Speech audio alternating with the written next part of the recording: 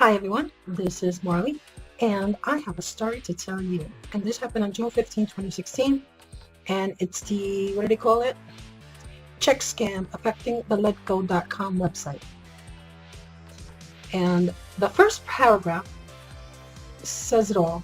This is in a nutshell exactly what happened. Just a different check and different name check, and I think the Western Union was to a person in Colorado Springs, Colorado, which is where my son lives. And he was a victim of this scam, and he was lucky. He was lucky the way it turned out. Not too many details because it is an ongoing investigation with the Colorado Police Department. Now, I put a link to this so you can read it in an effort to save time. If you want to read what this is about, click through the link on the bottom there. I think it's in the bottom, maybe in the top. I'll figure it out. But just click through and read it. But basically what happened was my son put an item up for sale on the app Letgo, and he got an interested buyer, and the buyer wanted to buy it from him, and he was ecstatic. I mean, he needed the money, newly divorced, and he's adjusting financially and to his new lifestyle. And I'm sure a lot of you can relate that, being divorced, between child support and surviving, it could be quite a burden, at least in the beginning. So he put up something for sale for $400. The interested buyer then agreed to purchase it, mailed him a check, and he received the check in about a week.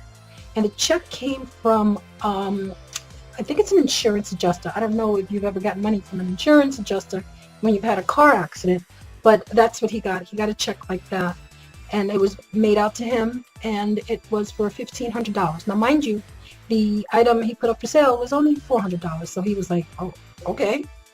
So the guy texted him via the Letgo app and told him to basically deposit the check. Don't worry about it. I'll just take the $400 and then send him the balance over Western Union. And this happened at the same time that I was going through my difficulties.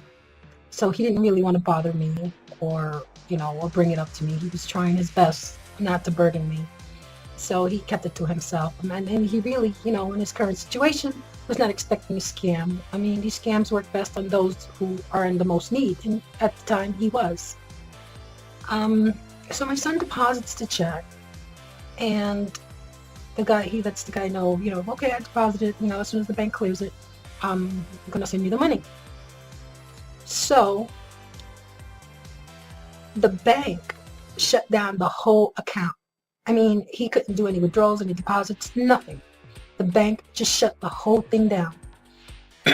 Which, I mean, even though it was a mess and he couldn't get his paycheck and he couldn't do anything through the bank, it was for the better, because what ended up happening was he didn't lose any money. My son, what ended up doing was he took lots of screenshots, and he basically provided a lot of evidence to the police department and to the bank, and they worked everything out, and his account was reopened and everything was back to normal. But the moral of the story here is it's an old cliche that if something seems like it's too good to be true, it probably is not true. And it is an old cliche, but it's tried and true, and it applies, and it's going to apply for the rest of Earth's existence. And it's sad, that you want to go into these things trusting people, but you really shouldn't. And unfortunately, myself as a consumer, if I am doing a transaction with someone and they have their doubts or concerns, I will do whatever it takes for me to either sell the product or buy the product, just to let the other person know that I'm legit, and I'm willing to do whatever it takes, and up to and including paying a fee and not cutting out the middleman. I mean, it depends on the item and what it's worth to me. We all work hard for our money, and we don't want to just give it away.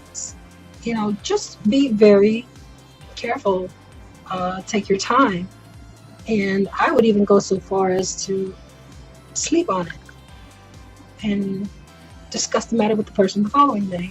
If it's a scammer, trust me, you will not be able to talk to them the following day, because they will be busy working on their next scam. And when they do these scams, getting your attention and getting you to move is, it's important to do it right away. Because, like I said, if you sleep on it, you will start to think, and that's what they don't want you to do. They don't want you to think at all. They want you to be totally into the scam and totally submissive.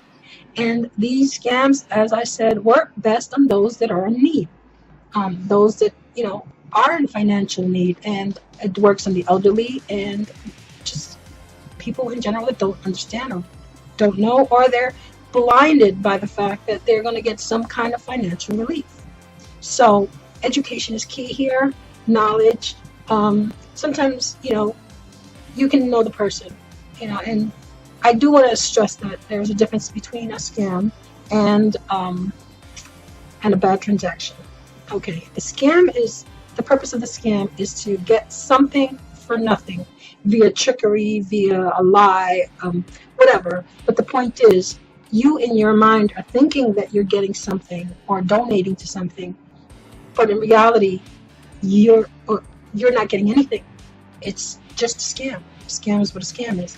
A bad transaction, it can feel like a scam, but it is what it's called. It's a bad transaction. I mean, both parties involved in the transaction may be doing a legitimate deal, and you as the buyer, you can get the item and decide, well, this is not quite what I thought it was going to be. You as the seller might sell the item and then find out that you could have gotten more money, or you should have gotten less money, because there's no way to 100% to foolproof these things 100%. You need to be aware of the difference. That's not a scam. Ultimately, in a bad transaction, the deciding factor is how the other person, whoever's in the wrong, handles it. Most of the time, it's the seller who's the one that has to prove him or herself, and that's quite understandable. If you're selling something, you should be aware of that and try to work with the buyer. That's just a given fact. So, to make a long story short, guys, and this one goes especially out to my brothers and sisters out in the statue community, and you do these big transactions or trades, and even if it's a trade, it involves shipping fees, and then then it involves, all right, the item might get damaged in transit, or anything can go wrong. So you don't want to put these high ticket items in these apps, because there really is no protection for you. If you're going to put something small, I myself have done it where I put something for $20 for sale, and I met the person in a very public place, and we did the transaction, and it was perfect. I walked away with $20. He walked away with an item that was worth more than $20, but I just wanted to get rid of it, so I was good with that. So that's what these apps are good for. Now, if you put yourself, if you're looking to buy something or sell something, especially for you statue collectors out there, because these statues can run $400. I've seen them personally go up to about $1,500, sometimes $2,000. And there's a lot of scammers out there waiting to pounce. And the more money involved, the more likely you're going to get scammed, or they're going to attempt to scam you. So basically, what I hope to do with this video is help educate you. Now, I'm learning too, just like you. I can't say that I'm a pro at it, but I do have a keen sense as to, if a scam is afoot, and that may be due to my previous background. If anybody knows me, they know what my previous background is. I'm very suspicious, not by nature, but it's a taught suspicion, again, due to my former career. But I like to keep an open mind, and I don't want to accuse anybody of anything unless I'm sure. And I'm sure you feel that way too. So please resist the lure to get rid of the middleman and the amount of money you may save by doing so. Sometimes even with someone you've done a transaction with, things can go wrong. You've had numerous transactions with this person. You trust them 100%, and then something happens. So you never can tell. So in your effort to eliminate the middleman, you look to save a little money. Be open to the idea that if things go wrong, then it's just you and that person, and hopefully you know that person and they know you, and it works out. And if it does, I mean, for me, the transactions that go wrong are usually the best ones to really tell how a person is, because how they handle it and how they deal with it says a lot about their character. I mean, you have to know that nothing is 100%, and how you deal with it is most important. And I guess that's it. Just be very mindful. Facebook, eBay, Letgo, or any other app like Letgo. even Amazon. Just know that there is a scam, and there may be a scam, and if you're vulnerable, you may be subject to that scam. And to my brothers and sisters out there, thank you very much for watching this video. I love you all. And if you like the content of this video, I do plan to do more with, this is kind of raw. I didn't really edit it. I just put it together and threw it on YouTube. But if you like the content and you're interested in learning about more scams that may be out there, please give me a thumbs up, subscribe to my channel, and you will be notified when I put up more videos. Now, I know of a lot of scams. This one I'm putting is the most recent one, but there are a lot of scams out there on Facebook, and I'm always reaching out to people and friends on Facebook and telling them, hey, is that you making this deal? Because a lot of times they clone people. So I have a lot of tips and tricks and ideas.